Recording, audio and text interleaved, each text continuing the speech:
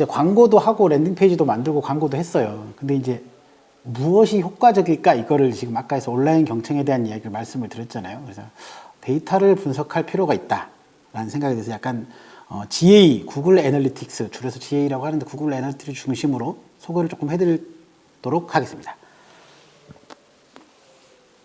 앞서 잠깐 말씀해 드렸던 것처럼 디지털에서는 모든 게 온라인에서 거의 100% 측정이 가능합니다. 수치화할 수 있습니다. 그래서 근데 이제 뭐 완벽하게 세팅을 하면 다 가능한데 이걸 완벽하게 세팅하기는 조금 어려울 것 같고요. 단체에서도 조금 어려울 것 같아서 최소한의 세팅을 해보면 좋지 않을까 싶습니다. 제가 생각하는 최소한의 세팅은 이거예요.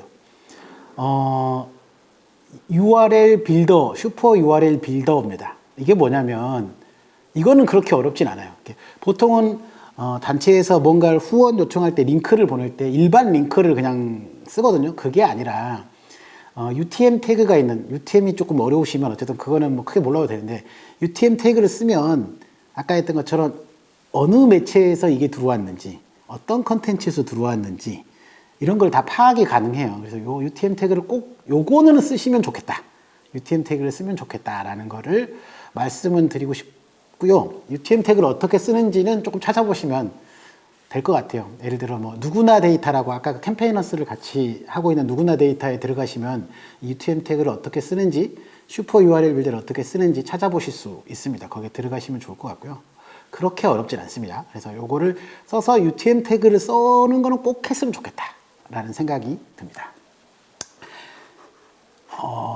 예를 들어 제가 요거 아침에 제가 본 건데 왼쪽에 있는 데이터가 그 인천녹색연합의 MRM에 들어있는 UTM 태그를 썼을 때 MRM에 이렇게 찍히는 거예요. 예를 들어 위에 4월 8일 날 소스가 홈페이지잖아요. 이 사람은 홈페이지에서 매체 배너를 클릭한 거예요. 배너. 픽스드 멤버라는 거는 제가 정기 후원이에요. 그냥 정기 후원이라고 제가 정한 거예요. 그래서 이 사람은 홈페이지에서 배너를 클릭하고 정기 후원을 눌러서 들어와서 회원가입을 했구나 라는 걸 알 수가 있는 거예요. 그러니까 어디를 치면 4월 3일 날 보면 이 사람은 SMS 문자를 통해서 DM 직접으로 해서 정기 후원을 왔구나. 제가 광고 콘텐츠를 문자라고 썼잖아요. 저는 아마 알아보는 거예요. 그래서 이걸 해놓으면 이 사람은 내가 보낸 문자를 통해서 회원가입을 했구나 이런 걸 알 수가 있는 거예요. 그래야 이제 그러면 어디에서 효과적인가라고 알 수 있잖아요. 그래서 MRM 근데 이거는 MRM을 세팅을 조금 해야 돼요. 그 과정이 필요합니다. 4월 1일 보면 인스타그램에 소셜에서 정기 후원 인스타 링크를 보고 눌러와서 이 사람은 후원을 했다는 걸 보여주는 거예요.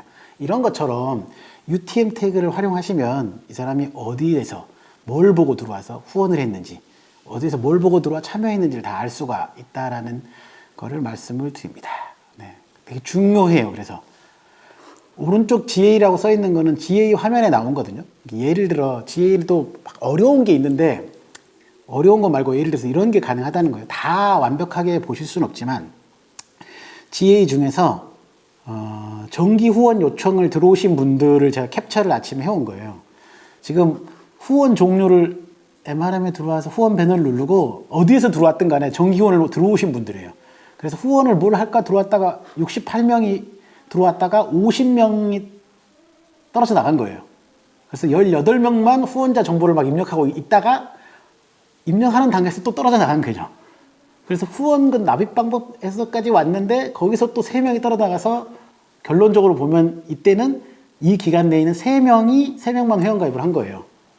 이런 걸 볼 수 있다는 거예요. 사람들이 어디에 클릭하고 어디에 몇 명이 들어와서 어떻게 했는지를 이걸 볼 수가 있으니까 그러면 애써 60명까지 넘게 들어왔다가 정기후원까지 들어왔다가 못 하신 거잖아요.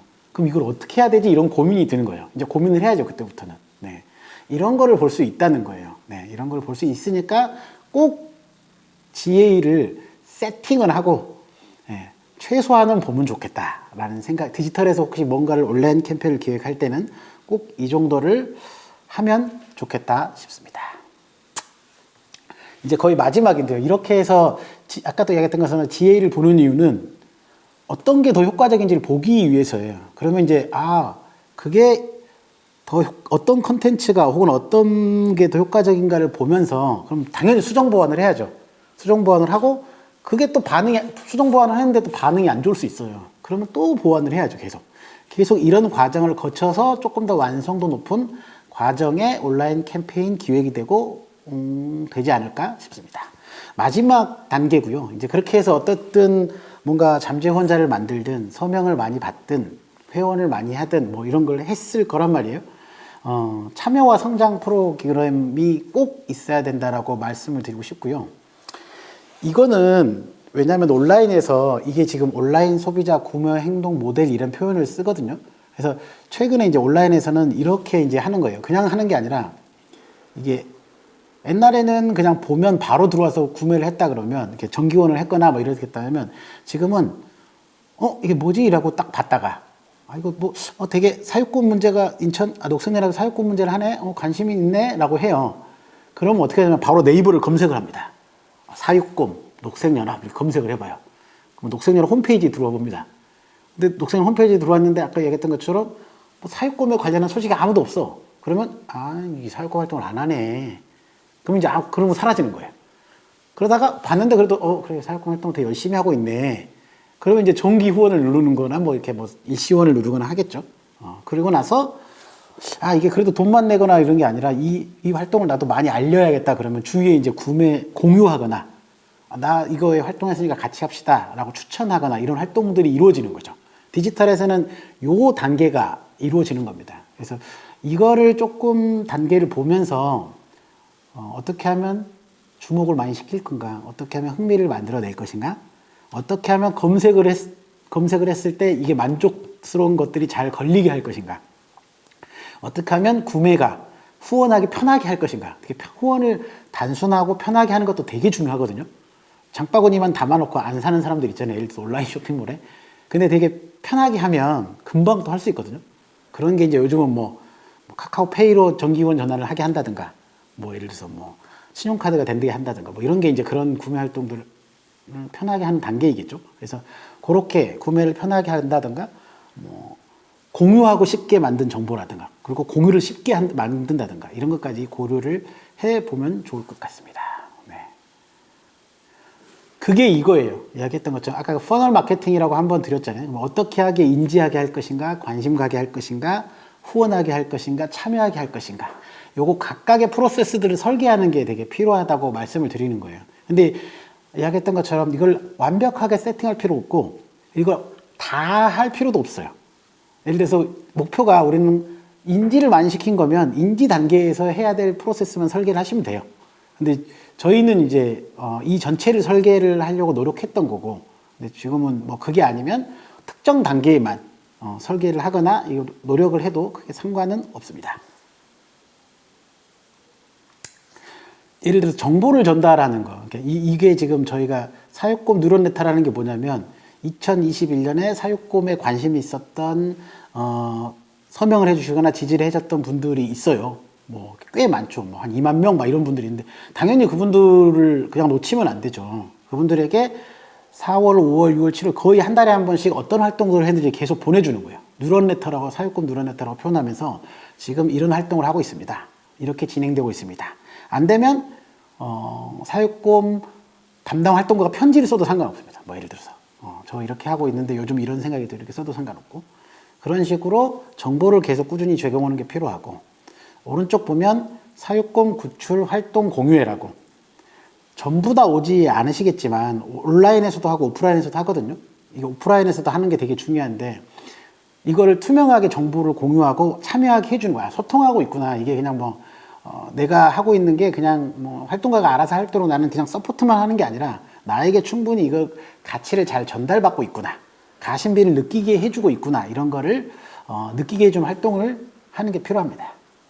그리고 이게 거의 마지막인데 사실은 아마 대부분의 온라인 활동을 하실 텐데, 온라인 캠페인을 하는 것들은 단체에서 대부분 뭔가 오프라인에서 뭔가를 하는 것들이에요. 그걸 온라인으로 옮겨와서 진행을 하는 건데 온라인 활동만 있는 경우는 되게, 물론 이제 그게 나쁘다는 건 아니고 온라인 활동만 있는 경우는 되게 이제 막 쉐어하거나 캠페인 단계인데, 이게 오프라인 활동이랑 병행됐을 때 되게 많은 효과적인 전환들을 만들어낼 수가 있습니다. 특히 그게 이제 시민 참여 활동하기라면 더욱더 그렇죠. 왼쪽의 그림은 저희가 그러니까 야생조류 유리창 출동 프로젝트를 했을 때 실제로 시민들이 가서 스티커를 붙이는 활동들을 했어요. 모집해서. 뭐 버스 한 대 정도는 갔던 것 같아요. 뭐 20, 30명 정도 가서 버스 한 대 들어가서 새 친구랑 활동들을 했던 것 같아요. 그리고 오른쪽은 실제로 사육공을 구출하는 활동이에요. 오프라인에서. 그리고 시민들과 1년에 한 2번씩 구출된 곰들을 보러 갑니다. 사육곰 소풍이라고 해가지고 청주동물원 그 주로 청주동물을 가는 활동들, 오프라인 활동들을 병행을 합니다. 그러면 상당히 효과가 높아요. 그리고 관심 있는 분들이 내가 비록 참여하지 못하지만 정말 잘하고 있구나. 구체적 변화를 시민들과 함께 만들어내고 있구나. 내가 이걸 잘했구나. 후원을 하고 있으면 계속 유지해야지. 딴 사람한테 소개해야지. 이렇게 충성도가 되게 높아지는 수 있습니다. 그래서 오프라인 활동과 병행하고 이것들을 다시 컨텐츠화해서 이 부분을 다시 컨텐츠화해서 이런 걸 했습니다를 공유하는 것이 되게 중요합니다.